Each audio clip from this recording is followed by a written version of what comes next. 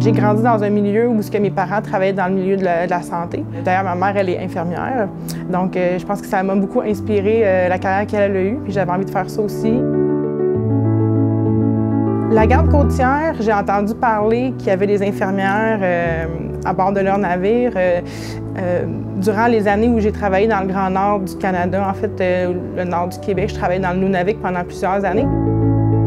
Depuis que j'ai commencé avec la garde côtière, c'était en 2020. Je suis rendue maintenant à 5 missions que j'ai faites.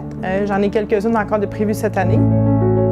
J'ai été très chanceuse. J'ai fait des belles missions, j'ai fait des voyages variés. Ça m'a permis de voir différentes régions de l'Arctique. Avec mes années que j'avais faites dans les dispensaires du Nunavik, j'avais pu voir le Grand Nord, toute sa splendeur, la beauté, mais de le voir à partir d'un navire, c'est vraiment un paysage complètement différent. C'est une expérience aussi professionnelle toute différente. C'est pas n'importe quelle infirmière qui peut travailler sur un brise-glace. C'est un milieu de travail atypique, c'est des horaires atypiques, on est loin. Il faut être prêt à faire face à n'importe quelle éventualité. Je vous dirais qu'à bord des navires, tout le monde se connaît. On vient vite une petite communauté puis on tisse des liens rapidement, même si au jour numéro 1, on ne se connaît pas tous.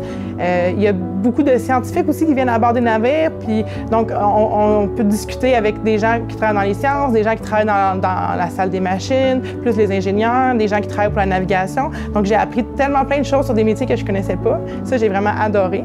Je ne connaissais pas tant la garde côtière, je ne savais pas trop ce qu'ils faisaient, mais j'ai appris énormément en 3 ans sur les opérations. Puis je suis fière de faire partie de cet organisme-là, vraiment.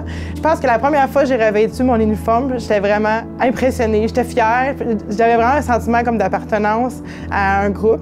Et je le trouve beau, puis je suis fière de le porter.